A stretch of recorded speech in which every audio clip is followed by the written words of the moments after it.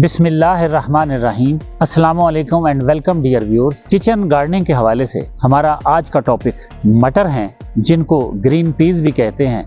मटर पूरी दुनिया में बहुत ही ज़ौक और शौक से उगाए भी जाते हैं और खाए भी जाते हैं। मटर बहुत ही एक टेस्टी और फ्रेंडली सब्जी है। इसको आप किसी भी दूसरी सब्जी के साथ मिलाकर पका लें, गोश्त में डाल लें या इसको चावलों में डाल के पुलाव वगैरह बना लें। ये सब जगह अपना रंग दिखाती है, बल्कि रंग जमाती है और इसको हर उम्र के लोग बहुत ही पसंद करते हैं। हम खुशकिस्मत हैं कि पाकिस्तान के बहुत से इलाके मटर की काश्त के लिए बहुत ही मौजू हैं। आज हम आपको मटर उगाने के हवाले से तमाम बेसिक इंफॉर्मेशन मुहैया करेंगे, तो इसके लिए आइए सपोर्ट पे चलते हैं। जब भी आप मटर काश्त करें तो आपकी पूरी कोशिश होनी चाहिए कि आप अच्छी क्वालिटी का, किसी अच्छी कंपनी का हाइब्रिड सीड लें। और हाइब्रिड सीड की क्वालिटीज़ क्या होती हैं ये मैं आपको अभी दिखाता हूँ। ये कम से कम मुट्ठी भर दाने जो हैं ये रात को मैंने भिगोए थे। ये हाइब्रिड सीड है मटर का और एवरेज देखें कि इनमें से सिर्फ एक दाना जो है वो पानी के ऊपर तैर गया है, जबकि बाकी तमाम दाने बहुत ही सॉलिड भी हैं, सेहतमंद भी हैं। वो तमाम मेरिट्स पूरे करते हैं जो अच्छे बीज में होने चाहिए। अगर कोई बिगनर्स जानना चाहें कि मटर का सीड हमने पानी में भिगोया क्यों है, तो इसका मकसद ये है कि एटलीस्ट 24 आवर भीगे रहने के बाद ये जो दाने होते हैं मटर के, ये फूल जाते हैं, नरम हो जाते हैं और जब हम इनको थैलियों में या पॉट्स में लगाते हैं तो इनका उगाव जो है वो जल्द होता है। एक नई चीज हम आपको दिखाने जा रहे हैं कि अगर आपके पास स्पेस खाली ना हो, आप वेट कर रहे हो कि कोई फसल हार्वेस्ट करके आपने वहां मटर लगाने हैं, तो आप इस तरह से किसी पॉट में एडवांस में सीड लगा सकते हैं और 15 से 20 दिन में आपको ये साइज सीडलिंग का मिल जाता है। और आप जरा महफूज तरीके से मिट्टी समेत, मिट्टी इसकी जड़ से नहीं हटनी चाहिए, इसको फिर थैलियों में या पॉट्स में मुंतकिल कर सकते हैं और हम इसका डिमॉन्स्ट्रेशन करके भी दिखाएंगे। जी, मटर काश्त करने से पहले आपको चाहिए कि अपनी जमीन को अच्छी तरह से तैयार कर लें। उसमें 3 से 4 गोडियां लगाएं, क्योंकि आप एक छोटे सेट में काम कर रहे होते हैं। आप को बड़े खेत में काम नहीं कर रहे होते कि जहां आप कोई मशीनरी बड़ी भारी इस्तेमाल करें या हल चलाएं या ट्रैक्टर चलाएं। किचन गार्डनिंग में आपने सब कुछ मैनुअली करना होता है, तो लिहाजा आप कहीं के साथ 3 से 4 अच्छी गोडियां लगाएं और जमीन को अच्छी तरह भुरभुरा बनाएं। और जब ये जमीन 2-4 दिन धूप भी खा ले और भुरभुरी नजर आने लगे और खुश्क हो जाए, तो यही वो वक्त होता है कि इसमें खेली डाल के मटर काश्त कर सकते हैं। खेली डालते वक्त आपने इंश्योर करना है कि ये जो एरिया है ये इस तरह से स्लोबी होना चाहिए, इसको इस तरह खड़ा नहीं होना चाहिए, क्योंकि अगर आप सीड लगाएंगे और मिट्टी यहाँ ऊंची होगी तो जब आप पानी लगाएंगे तो वही मिट्टी आपके सीड के ऊपर आके गिर जाएगी। तो आपने इस तरह से इसको तेतरा सा बनाना है और आपका पानी यहाँ तक आना चाहिए और आपका सीड यहाँ लगना चाहिए। जब आप अच्छी खेलियां डाल चुके हों और उनकी तकरीबन ये शेप हो, तो उसके बाद का मरहला होता है कि आपने ये देखना है कि आपने कौन सी खाद वगैरह इस्तेमाल करनी है। जहां तक ऑर्गेनिक खाद डालने का ताल्लुक है, तो आप खेली डालने से पहले भी जो भी आप खाद इसमें इस्तेमाल करना चाहें वो पूरी जमीन में मिक्स करके अच्छी तरह गोडी लगाकर तो बाद में भी खेली डाल सकते हैं। और अगर आप चाहें खेलियां डालने के बाद भी ऑर्गेनिक खादें इस्तेमाल कर सकते हैं। ये आप कैसे करेंगे ये अभी हम आपको करके दिखाएंगे। अगर आपने कौ डंग की शक्ल में ऑर्गेनिक खाद डालनी है तो इसको खेलियां डालने से पहले डालें और अच्छी तरह मिक्स कर दें। आपकी जो कौ डंग है इसको कम से कम 6 महीने पुरानी होना चाहिए। अच्छी तरह गली सड़ी खाद ही पौधों के लिए मुफीद होती है। अगर कौ डंग फ्रेश हो और अच्छी तरह से प्रोसेस ना हुई हो, गली सड़ी ना हो, तो ये पौधों को नुकसान भी दे सकती है, इसमें कीड़ा मकोड़ा पैदा हो जाता है। अगर आप बड़े पैमाने पर खेतों में मटर लगाना चाहते हैं तो फिर सबसे सूटेबल ये कौ डंग ही है, क्योंकि आप अफोर्ड नहीं कर सकेंगे कोई भी और खाद ज्यादा से ज्यादा कि आप DAP की तरफ चले जाते हैं या और दूसरी खादें डालते हैं। मगर सबसे इफेक्टिव जो है वो ये कौ डंग ही होती है, ऑर्गेनिक खाद जो है। तो जो भी बड़े काश्तकार हैं वो तो कई ट्रालियां एक खेत में डालते हैं। फिर इसके अलावा हमारे पास कंपोस्ट खाद पड़ी हुई है, वर्मी कंपोस्ट खाद भी होती है, वो हमारे पास यहाँ मैसर नहीं है, हम ज्यादा इस्तेमाल नहीं कर रहे। ये कंपोस्ट खाद है जिसका प्रोजेक्ट हमने भी लगा रखा है। ये आपके किचन और गार्डन का वेस्ट ही होता है जिससे ये खाद बनती है और ये बहुत ही ताकतवर खाद होती है। इसके अलावा ये DAP खाद है, आप इसे भी इस्तेमाल कर सकते हैं। ये भी बहुत ताकतवर खाद है और बुआई के वक्त आप नीचे इसको डाल सकते हैं। जो इम्पोर्टेड डीएपी आती है ये काफी महंगी होती है, इसके मुतबादल के तौर पे आजकल बीओपी भी आ गई है जो लोकल है, आप वो भी इस्तेमाल कर सकते हैं। फिर इसके अलावा जो नीम का दरख्त होता है वो मेडिसिनल पौधा है, उसके बहुत ही तिबी फवायद भी हैं, मगर आप जानकर हैरान होंगे कि एग्रीकल्चर के शोबे में भी नीम का बहुत अच्छा इस्तेमाल किया जा रहा है। और आप देख रहे हैं कि नीम के नाम से ये फर्टिलाइजर बनाई गई है और ये इतनी पावरफुल खाद है कि इसमें जितनी बड़ी बड़ी आपकी खादें हैं उन तमाम में जो खूबियां हैं वो इस अकेली खाद में मौजूद हैं। जहां तक इस खाद के इस्तेमाल का ताल्लुक है, आप इसको जो भी तरतीब दी गई है उसके मुताबिक पानी में हल करके भी आप पौधों को डाल सकते हैं और इसी तरह खुश्क जो इसका पाउडर है या सफूफ सा बना हुआ है, इसको जहां आपने पौधे लगाने हैं वहां आधी से 1 चम्मच की शक्ल में आप इसको होल्स में डालकर भी इस्तेमाल कर सकते हैं। ये पौधों को उगाने में भी मददगार होती है और उनको मुख्तलिफ बीमारियों से बचाने में भी मददगार होती है। ये जमीन के कीड़े मकोड़ों को भी मारती है और एक तरह से ये दवाई की दवाई है और खाद की खाद। नीम के दरख्त की बात चल रही है तो ये भी उसी की प्रोडक्ट है। ये नीम ऑयल के नाम से एक दवाई बनाई गई है। इसका अगर पौधों पे छिड़काव किया जाए, स्प्रे की जाए तो ये भी बहुत ही इफेक्टिव होती है और जितने भी कीड़े मकोड़े आपके पौधों को नुकसान दे रहे होते हैं, जिसमें सुंडी है, व्हाइट फ्लाई है या फंगस वगैरह है या और दूसरी जितनी भी बीमारियां हैं रिलेटेड, ये सब के लिए बहुत ही इफेक्टिव ऑयल है। आप इसको इसके ऊपर दिए गए फार्मूले के मुताबिक इस्तेमाल करें, इसके भी बहुत ही अच्छे रिजल्ट्स मिलते हैं। ये जितनी भी खादें हमने आपको बताई हैं, हम इनका मुख्तलिफ एंगल से इस्तेमाल भी करते हैं ताकि हमारे व्यूअर्स की एजुकेशन हो सके। इस खेली में हम कंपोस्ट खाद इस्तेमाल करते हैं और वो गार्डन वाली कंपोस्ट खाद की मैं बात कर रहा हूँ। खेली में सीड लगाने से पहले आप अपना एरिया सेलेक्ट कर लें कि आपने सीड कहाँ लगाने हैं। हमारा जो फेवरेट एरिया है इस खेली में वो ये वाला है, क्योंकि अगर हम सीड इधर लगाएंगे तो वहां तक पानी नहीं पहुंचेगा, सीड उगेंगे नहीं, और अगर हम सीड इधर लगाएंगे तो पानी ज्यादा मिलेगा और सीड गल जाएंगे और खराब हो जाएंगे। तो लिहाजा ये फेवरेट एरिया है जहां आप सीड लगा सकते हैं। और फिर जब आप एक दफा डिसाइड कर लें कि आपने सीड इस एरिया में लगाने हैं तो कंपोस्ट खाद को आप इसी बेल्ट में अगर डालते चले जाएं, आप होल की शक्ल में भी इसको डाल सकते हैं और पूरी बेल्ट बना के भी डाल सकते हैं। हम इसको छोटी सी एक नाली सी बना के यहाँ भी डाल सकते हैं और मेरा ख्याल ये सबसे बेस्ट तरीका है। ये यहाँ अपनी जगह बना लेगी और उसके बाद हम जमीन को हमवार करके यहाँ सीड लगा देंगे। जी इरशाद भाई आए, यहाँ ये कंपोस्ट खाद डाल दें। मिकदार आप देख लें, बहुत ज्यादा भी नहीं होनी चाहिए और बहुत कम भी नहीं होनी चाहिए। हल्की कर दें थोड़ी सी, इसको आगे फैला दें और थोड़ी सी फैला दें और ले आए। बस एक तय कर लें कि आपने कितनी डालनी है और उसी म्यार पे आगे डालते चले जाए।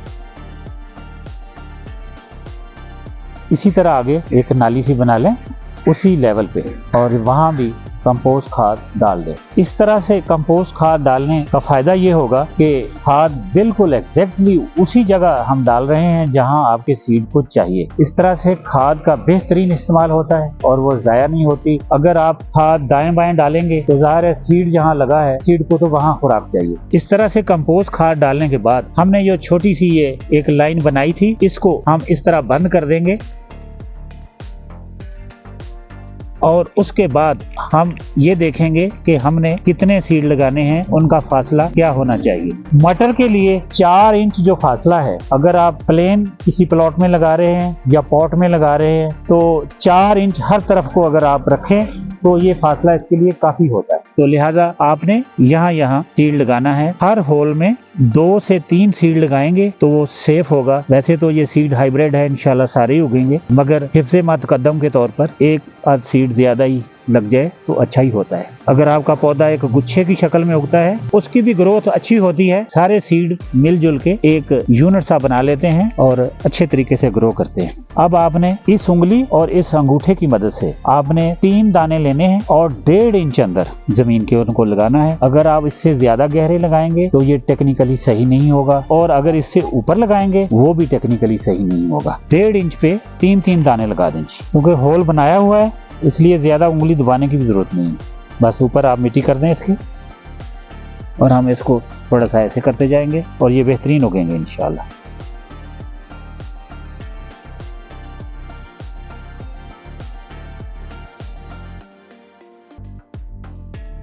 ये छोटी छोटी टिप्स होती हैं जो काम में नफासत और आसानी पैदा करती हैं और आपकी फसल का उगाव भी अच्छा होता है और ग्रोथ भी अच्छी होती है। खेली की एक साइड इस तरह से लगाने के बाद एक मॉडल सा आपके लिए तैयार हो गया है।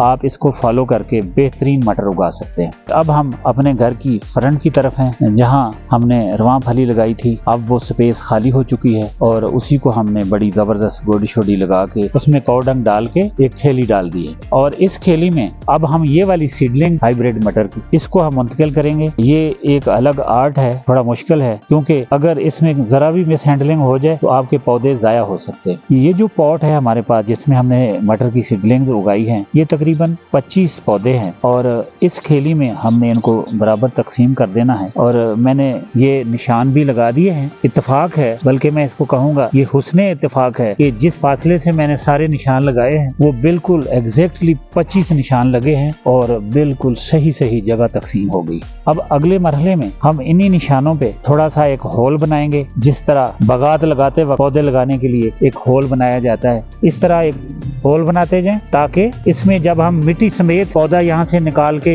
मुंतकिल करें तो जगह आपकी बनी बनाई हो। इसके लिए आपको कुछ स्ट्रगल नहीं करनी पड़ेगी। इस तरह से ये बना लें। इस पॉट को अपने करीब कर लें थोड़ा सा और यहाँ से शुरू करें। सबसे पहले इस तरह से आप इंश्योर करें कि हर पौधे के साथ आप मुनासिब मिट्टी लेके चल रहे हैं। जी यहाँ से हाथ डालें, इसको कंट्रोल कर लें और यही मुंतकिल कर दें और अच्छे तरीके से दबा दें, फिक्स कर दें अच्छी तरह। शायद ही किसी ने आज से पहले मटर इस तरह से लगाए हों। हम इनका रिजल्ट भी इंशाल्लाह अपने व्यूअर्स के साथ शेयर करेंगे। बस इस बात को इंश्योर करना है कि किसी भी पौधे की जड़ को हवा ना लगे, उसको आपने मिट्टी समेत लेना है। नेक्स्ट इसी तरतीब से आप चलते जाएं।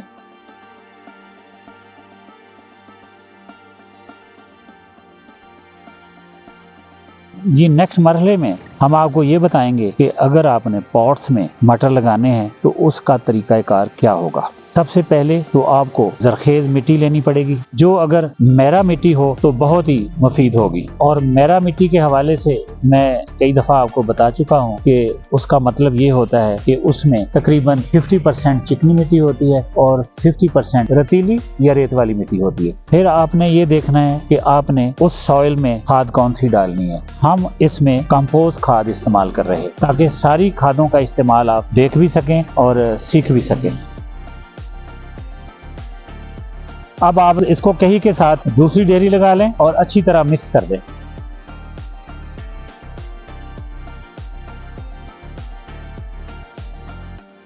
एक दफा इसको फिर उल्टा दें ताकि ये बात इंश्योर हो जाए कि ये अच्छी तरह मिक्स हो चुकी है। पॉट के लिए बेहतरीन सॉइल जो है वो अब तैयार हो चुकी है। अब अगला सवाल यह है कि हमने इसके लिए कौन से पॉट्स इस्तेमाल करने हैं। आपके पास बहुत सी ऑप्शंस हैं। आप इस तरह से चक्की वाला थैला जो पहले भी मैंने जिक्र किया था, इसमें भी आप इस तरह से मिट्टी भर के मटर लगा सकते हैं। और फिर इस तरह की जो बास्केट्स होती हैं, इनमें यही जो थैले हैं इन्हीं को काट के अगर आप इनके नीचे और साइडों पे लगा लें, इसमें यही साइल भर लें, तो आप इन बास्केट्स में भी जिस तरह की चाहें सब्जी उगा सकते हैं। अगर उमेर आपको दिखाएं, बिल्कुल हमारे राइट साइड पे मुख्तलिफ बास्केट्स पड़ी हुई हैं और उनमें बेहतरीन सब्जियां उगी हुई हैं।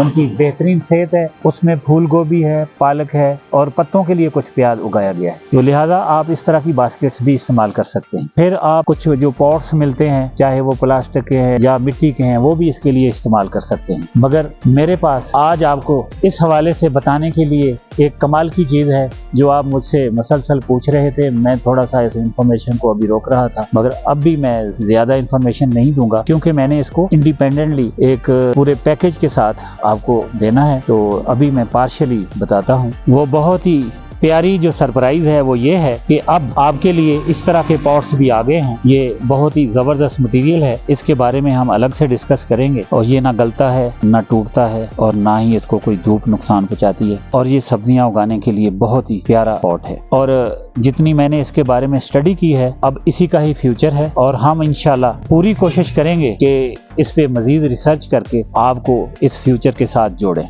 इसी मटेरियल में बहुत से पॉट्स भी हैं, जैसा कि हमने अपनी छत पे जो हमारा रूफटॉप गार्डन लगाया हमने फ्रूट वाला, उसमें भी हमने पॉट्स इस्तेमाल किए हैं 14-17 साइज के, उसको हैंडल्स भी लगे हुए हैं। मगर ये हैंडल वाले पॉट्स नहीं है, इनका नाम रेज्ड बेड है और रेज्ड बेड की शक्ल में इसकी कई कैटेगरीज हैं। ये उनमें से सबसे छोटी कैटेगरी है। आप इसमें मिर्चें उगा लें, आप इसमें टमाटर उगा लें, आप इसमें मटर उगा लें, ये सब के लिए बहुत ही आइडियल पॉट्स हैं। इनमें 1 गैलन से लेके 65 गैलन तक की कैटेगरीज मौजूद है। रहा इनकी प्राइस का सवाल या इनके साइजेस का सवाल या इनकी अवेलेबिलिटी का सवाल, तो ये बात आप हम पे छोड़ दें। इंशाल्लाह बहुत जल्द हम आपको इसके बारे में एक कॉम्प्रीहेंसिव इंफॉर्मेशन देंगे और उस इंफॉर्मेशन के बाद आपके तमाम सवालात जो है इंशाल्लाह वो एड्रेस हो जाएंगे। इसके बाद वाला जो रेज्ड बेड है वो ये साइज है और उसके बाद वाला जो रेज्ड बेड है वो ये साइज है और हमारे पास अल्लाह की मेहरबानी से तमाम साइजेस इस वक्त मौजूद हैं। वो हमने सेल करने के लिए नहीं मंगवाए, वो हमने अपने यूज के लिए मंगवाए हैं और आपको इसी तरह के डेमोज करके दिखाने के लिए मंगवाए हैं। मगर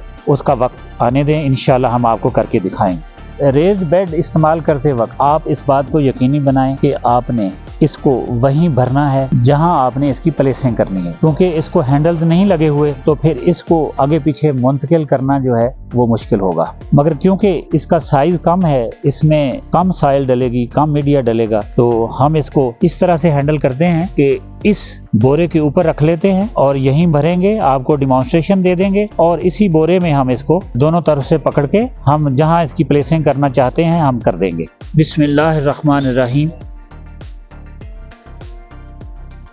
इन रेज्ड बेड्स में या इस तरह के जो ग्रोइंग बैग्स आए हैं, जब आप इनमें मिट्टी, सॉइल या मीडिया डाल रहे हों तो इस बात को यकीनी बनाएं आपका जो भी मीडिया है या सॉइल है इन किनारों से कम से कम 2 इंच नीचे हो। जब हम पानी लगाएंगे थोड़ी सी मिट्टी और बैठ जाएगी, थोड़ी सी स्पेस और बन जाएगी, मगर इसकी जो एवरेज है वो 2 इंच रहनी चाहिए। इस पॉट में जो स्पेस अवेलेबल है अगर उसको देखा जाए तो इसकी निशानदेही कर लेते हैं कि हम इसमें कितने पौधे लगा सकते हैं। जिस तरह से हमने खेलियों में पौधे लगाए हैं, हमने एवरेज जो है वो 4 इंच फासला रखा है, तो यहाँ भी अगर हम 4 इंच फासला रखें तो इस तरह हम 7 पौधे यहाँ लगा सकते हैं। प्यारे से पॉट्स में हम जो नीम केक है उसकी तकरीबन इतनी जो चम्मच है, हर होल में हम उसका सफूफ डाल रहे हैं। हमने हर आइटम को अलग से तरतीब दिया है ताकि तमाम टेक्निक्स आप तक पहुंच सकें और ये इंफॉर्मेशन ज़्यादा से ज़्यादा वैल्यूएबल हो जाए।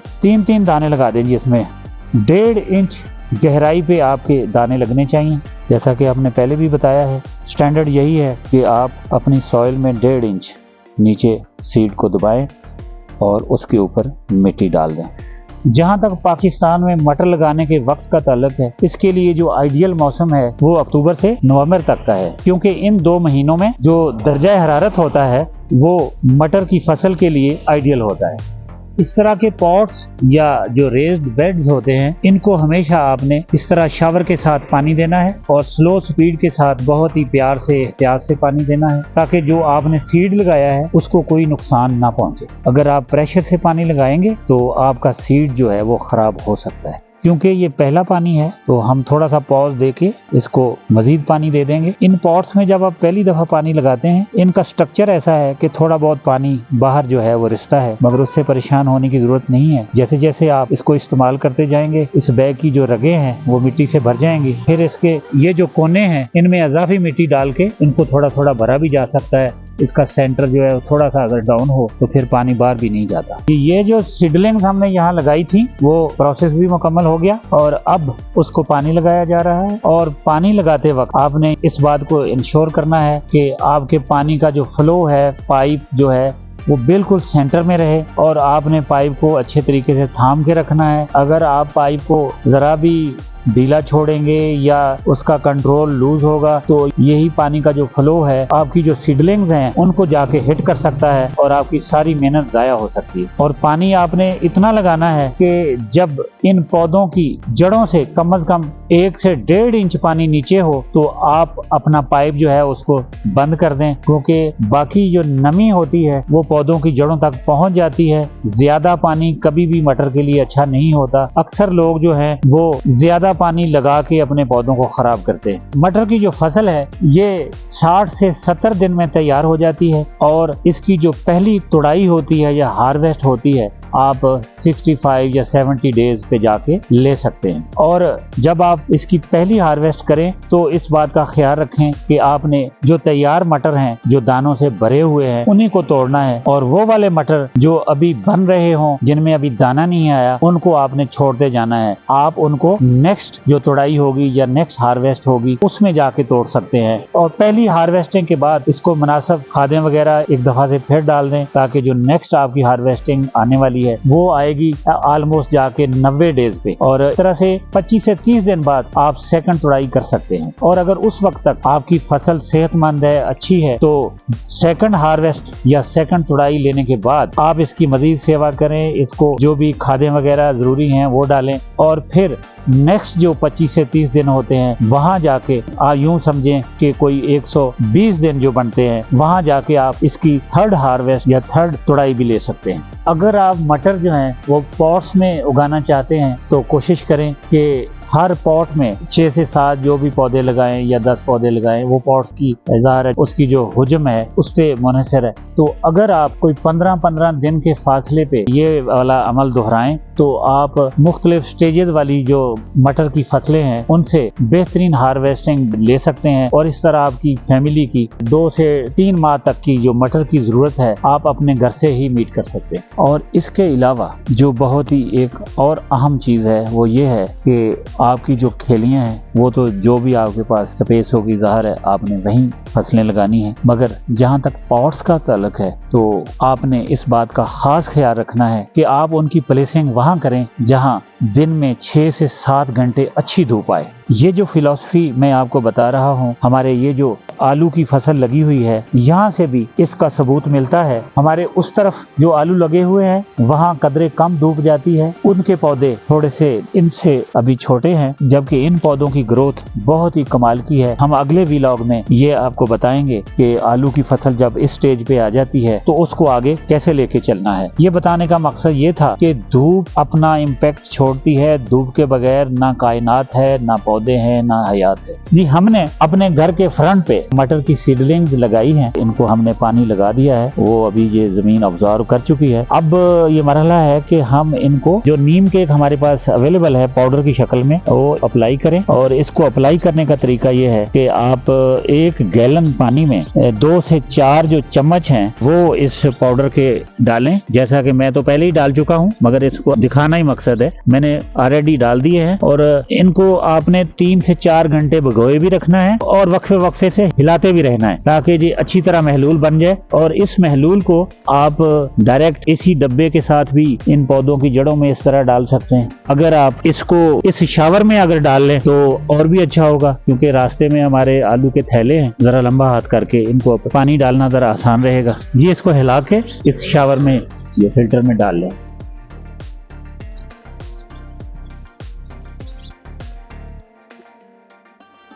हमने इस फिल्टर में ये नीम केक का जो महलूल है डाल लिया है। अब इसको अप्लाई करना शुरू करें, वो परली साइड से शुरू करें, आखिरी सिरे तक तमाम पौधों को अच्छी तरह से अप्लाई कर लें। नीम केक जो है ये बहुत ही ज़बरदस्त खाद भी है, बहुत ही इफेक्टिव खाद है, और ये दवाई की दवाई भी है। खाद से रिलेटेड इसमें जो खूबियां हैं उनकी बात करें, ये पौधों को मैक्रो न्यूट्रिएंट इसेंशियल मुहैया करती है, जिनमें nitrogen, phosphorus, potash, sulphur, calcium और जिंक जैसी नेमतें हैं। और इसका जो दूसरा बड़ा अहम पहलू ये है कि जितने भी जमीन से रिलेटेड साइल बोर्न जो कीड़े मकोड़े कीड़े हैं, जो सेक्स है जिनमें नेमाटोड्स, टर्माइट, फंगी और बैक्टीरिया वगैरह शामिल हैं, ये सबको मारती है और पौधों को बहुत ही जबरदस्त तहफ़्फ़ुज़ फराहम करती है और इससे पौधे हरे भरे भी रहते हैं। तो क्यों ना ऐसी नेमतें जो है इनको सही तरीके से इस्तेमाल किया जाए और आप टोटल इसको ऑर्गेनिक पे रखें और केमिकल से फ्री रखें और